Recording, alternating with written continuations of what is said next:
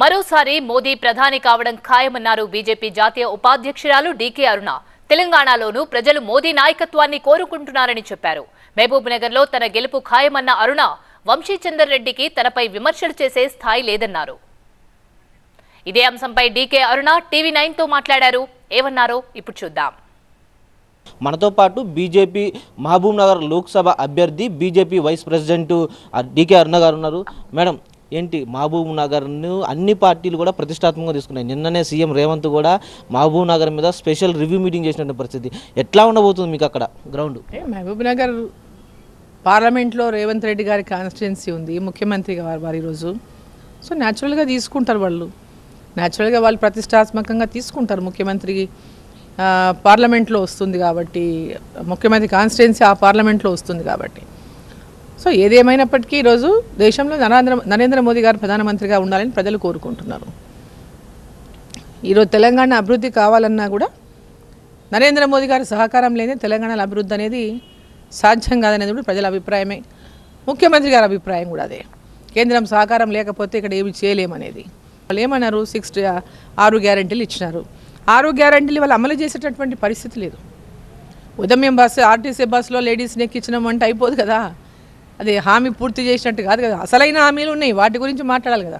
కేంద్ర ప్రభుత్వం సహకారం లేని తెలంగాణలో ఏమి చేయలేమన్నది కూడా తెలుసు ముఖ్యమంత్రి గారికి. మోడీ నామజపం చేస్తున్నారు తప్ప ఇంతకుముందు 4 ఎంపీలు ఉన్నప్పుడు కూడా అదనంగా నిధులు తేలేకపోయారు. ముఖ్యంగా మీరు ఉన్నటువంటి ఉమ్మడి జిల్లాలో పాలమూరు రంగారెడ్డికి కూడా జాతీయ హోదాకు తేలేకపోయారు అన్నది అటు ఒక్క నుంచి వస్తున్నటువంటి విమర్శ. పెద్ద ఎత్తున కేంద్ర ప్రభుత్వం, నరేంద్ర మోదీ గారి ప్రభుత్వం పెద్ద ఎత్తున నిధులు ఇచ్చింది. నిధులు ఇవ్వలేదన్నది వాళ్ళు అంటే ఆ మాట చెప్పి నమ్మించే ప్రయత్నం చేస్తూ ఉన్నారు.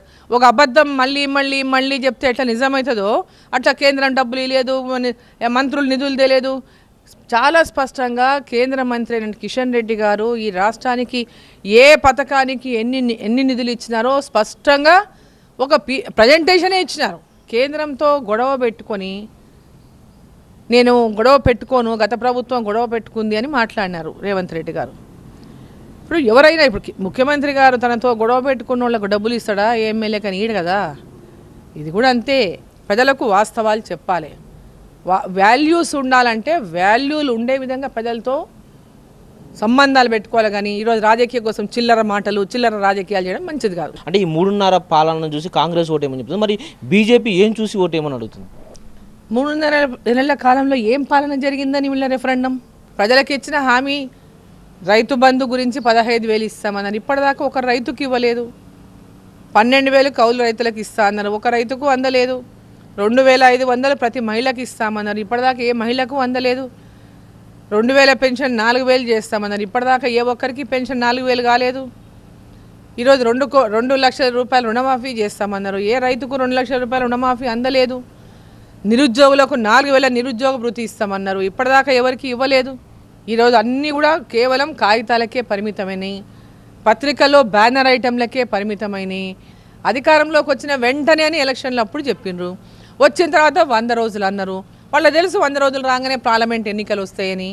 సో ఇవన్నీ ప్రీ ప్లాన్డ్గా ప్రజల్ని నమ్మించి మోసం చేసే పని తప్ప కాంగ్రెస్ పార్టీ ఏవి ఇచ్చిన హామీలు నెరవేర్చలేదు. అది డెఫినెట్గా మహబూబ్ నగర్లో ఉన్నటువంటి ఆ అభ్యర్థితో ఏదైతే ఉందో తప్పకుండా తనను గెలిపించేందుకు అందరూ కూడా కృషి చేస్తున్నారు. కేంద్ర ప్రభుత్వంలో మోడీ 10 ఏళ్ల పాలన రెఫరెండంగా మీ వెళ్తుంటే కాంగ్రెస్ అసలు ఏం చేసిందని 3.5 నెలల పాలన రెఫరెండంగా పెడుతుందంటూ కూడా డీకే అరుణ ప్రశ్నిస్తున్న పరిస్థితి కనిపిస్తుంది. కెమెరామెన్ రంగాతో విద్యాసాగర్, టీవీ9 హైదరాబాద్.